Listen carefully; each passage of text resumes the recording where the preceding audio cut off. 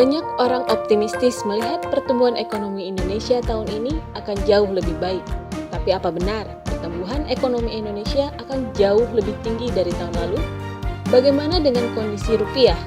Apakah akan tetap gonjang-ganjing atau bisa menguat ke level 12.000? Berikut ini analisis Adrian Panggabean, Presiden Direktur Sukorinvest Asset Management.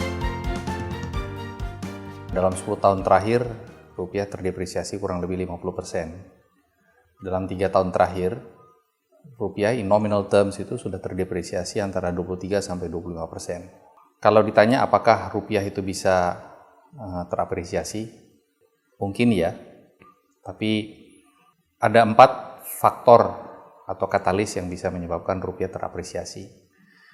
Dan nampaknya dari 4 faktor itu, hanya 1 faktor yang bisa menyebabkan rupiah terapresiasi, sehingga potensi apresiasi rupiah menuju ke arah let's say 12.000 mungkin tidak begitu besar ya.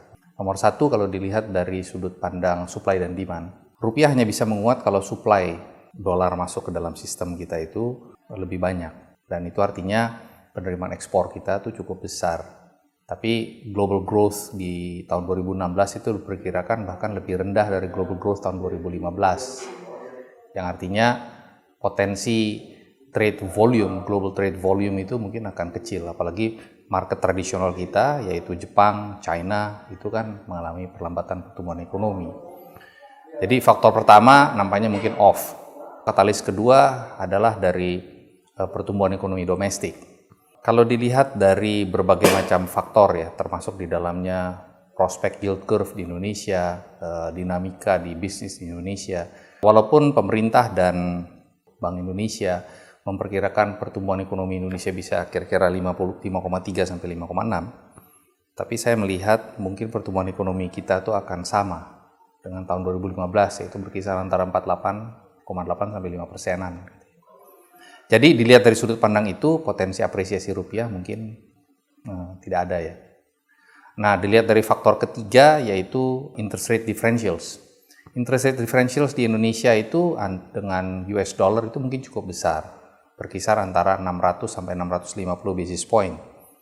Kita itu 707% BI rate, lalu Fed funds rate kira-kira 0,5. Jadi difference-nya kira-kira 650 basis point. Tapi kalau kita lihat dari sudut pandang dollar to dollar, kita masukkan faktor depresiasi rupiah yang mencapai kurang lebih 5% per tahun, bahkan 3 tahun ini bisa mencapai 8%, interest rate differentials itu completely wiped out sebetulnya oleh depresiasi kita. Bahkan pada angka BI rate 7% pun sebetulnya rupiah itu sulit terapresiasi ya.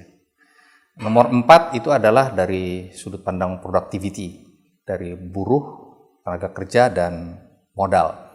Productivity buruh atau tenaga kerja dan modal di Indonesia itu cukup rendah ya, dan tidak ada prospek kenaikan dari productivity itu. Masuknya investor asing di bond market Indonesia. Tapi kalau itu yang menjadi faktor penentu dari apresiasi mata uang di Indonesia, maka kita akan melihat bahwa apresiasi mata uang di Indonesia mungkin nggak sustainable, temporer sifatnya. Apakah bisa mencapai 12.000? Mungkin ya, mungkin tidak. Probabilitanya untuk ya di bawah 50%. Saya rasa rupiah itu mungkin akan berkisar maksimum pada level 13.000. Menurut saya, dalam angka yang dimasukkan dalam APBN maupun yang diprediksi oleh Bank Indonesia, itu menurut saya sih terlampau optimis ya. Tapi saya berpendapat optimisme itu tuh bukan domain dari pemerintah. Pemerintah itu domainnya adalah realisme.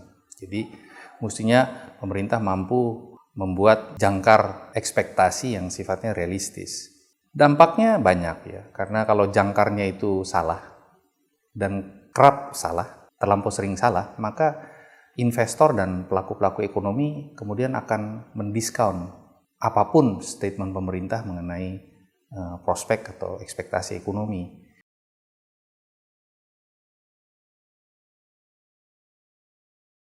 Melihat dari perhitungan yang dilakukan oleh berbagai macam sumber, proyeksi inflasi di Indonesia ya, year average ya, mungkin berkisar antara 5-6%. Dan ada bahkan menghitung 5,7, 5,8%. Ada menghitung 6,1, tergantung bagaimana cara mereka menghitung. Itu berarti bahwa arah dari pergerakan tingkat suku bunga atau BI rate ya, mungkin seharusnya berhenti pada level 7%. Karena kalau misalnya turun lagi di bawah 7%, let's say sampai 6,5%, dampaknya itu adalah pada pelemahan rupiah ya. Karena interest rate differentials-nya dengan memasukkan faktor depresiasi rupiah terhadap US dollar itu nggak cover